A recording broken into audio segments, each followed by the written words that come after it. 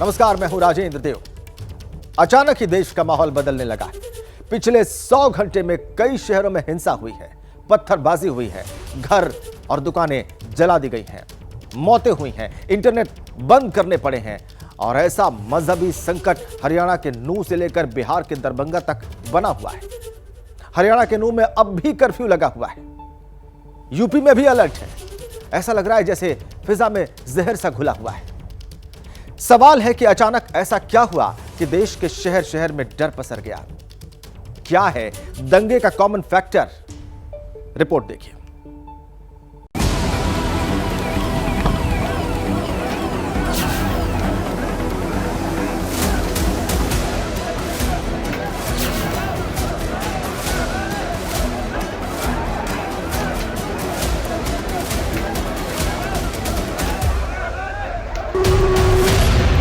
खून है, गोली है, दंगाई है, हिंसा है, आग है, आशंका है, डर है, खौफ है, क्योंकि विश्वास पर चोट है।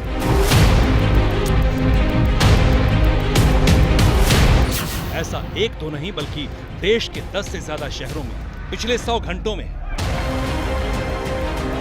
हरियाणा के 4 शहरों में तनाव अति पर है। नूह में खौफ है, सोहना सिसक रहा है, बादशाहपुर में बर्बादी है, गुरुग्राम डरा हुआ है, मुंबई की ट्रेन में दहशत के निशान बाकी है, दिल्ली, बरेली, पीलीभीत और कैमूर सियासत से साक्षात्कार कर चुका है, दरभंगा में किश्तों में तनाव पसर रहा है, शहर शहर समाज का ताना बाना दरक रहा है। सवाल यहीं से उठ रहा है, देश को अचानक हुआ क्या है? फिजा में जहर सा घुला क्यों है? फिर हिंदू मुस्लिम क्यों हुआ? शहर शहर गदर मचा क्यों है? हर तरफ डर और खौफ क्यों है? कौन देश को सुलगा रहा है? अचानक से विश्वास घटा कैसे? क्या ये 2024 के चुनाव का असर? आखिर मजहबी फसाद की टूल किट कहाँ है? पुलिस और सरकार फेल क्यों है? देश की परवाह करने वाले ऐसे सवाल इसलिए उठ रहे हैं क्योंकि एकाएक मजहबी फसादी शहर शहर एक्टिव हो गए। ये तस्वीरें हरियाणा के उस गुरुग्राम की हैं जो देश की राजधानी के अहाते में, जो विश्वविख्यात है, जिसे मजहबी दंगाइयों ने छिन्न भिन्न कर दिया। एक दुकान है जिसको तोड़ दिया गया, शीशे दोनों तरफ आपको टूटे हुए नजर आएंगे। गेट में इतना बड़ा पत्थर मारा गया कि टूट करके नीचे आ गया है। ये पूरी की पूरी सड़क आपको नजर आ रही होगी जो बिल्कुल टूटे हुए कांच के टुकड़ों से भरी पड़ी है। उस वक्त मैं सोना रोड के रास्ते में हूँ और यहाँ से नूह की जो दूरी है वो लगभग 40 किलोमीटर की है, लेकिन किस तरीके से तोड़ फोड़ यहाँ पर किया गया ये देखिए जरा। इस तरीके के जो आपको पोस्टर्स नजर आ रहे होंगे वो सब फाड़ दिए गए। ये जूस की दुकान थी जिसको बीते दिन लूट लिया गया। गुरुग्राम की कॉटन शॉप में किस तरीके से लूटपाट की गई ये तस्वीर उसका उदाहरण है। जो अंदर कूलर रखे हुए थे वो सभी तोड़ दिया गया। देखिए आपको कुछ भी एक भी सामान ऐसा नहीं है जो सही नज़र आ रहा होगा, जो बिल्कुल सुरक्षित नज़र आ रहा होगा। सब का सब तोड़ फोड़ कर दिया गया है। और जो गद्दे यहाँ पर थे, चूंकि ये कॉटन शॉप है, यहाँ गद्दे बनाए जाते हैं, रजाई बनाई जाती है, ज़्यादातर गद्दों को यहाँ से लूट लिया गया है। सिर्फ गुरुग्राम का शहरी इलाका ही नहीं, बादशाहपुर भी नूह में दंगाइयों के लगाई आग की धाह से झुलसा है, जो उन्मादी भीड़ की हिंसा के बाद बेहिसाब बिखरा हुआ सा।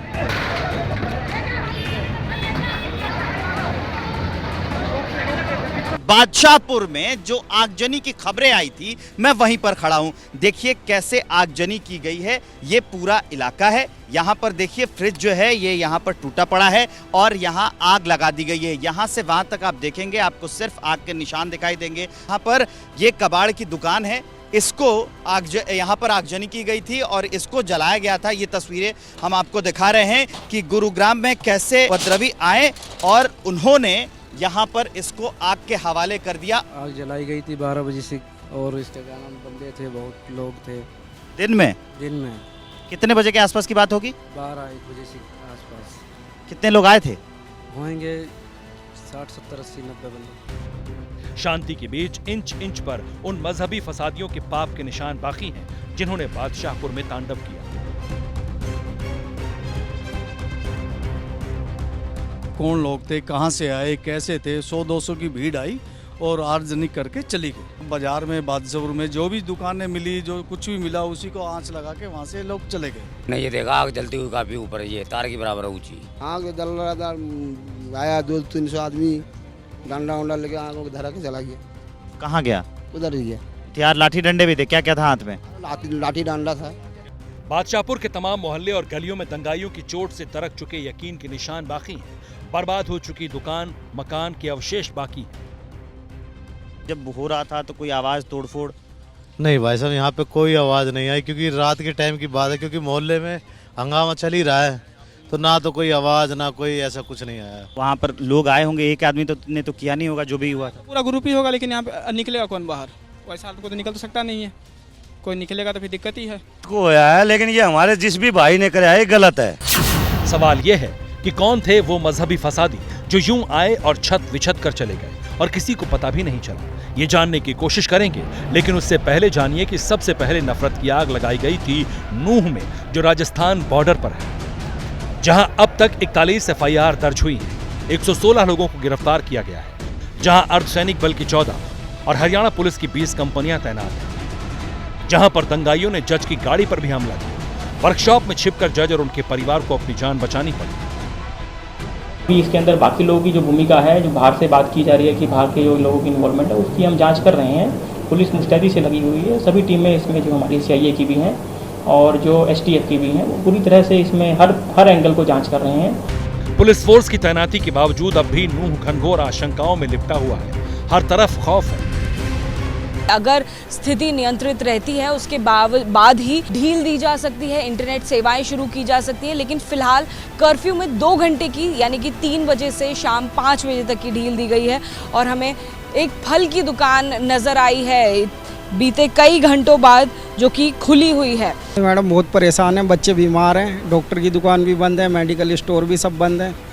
थोड़ी देर के लिए खुले थे, लेकिन डॉक्टरों की दुकान अब भी बंद है। कितने टाइम बाद आप दुकान खोल रहे हैं? 2 बजे से खोल रहे हैं सर, 3-5 बजे तक खोलेंगे। 5 बजे तक खोलेंगे। ग्राहक अभी आए हैं या फिर इक्का दुक्का ही आ रहे हैं? इक्का दुक्का ही आ रहे हैं सर, ये सामान खराब हो रहा है, सड़ रहा है सामान। इस वक्त मैं नूह में ही मौजूद हूं और अगर यहाँ की सड़कों की मैं बात करूं तो सड़कों पर सन्नाटा पसरा हुआ है। सिर्फ इक्का दुक्का लोग ही आपको यहाँ पर नजर आएंगे।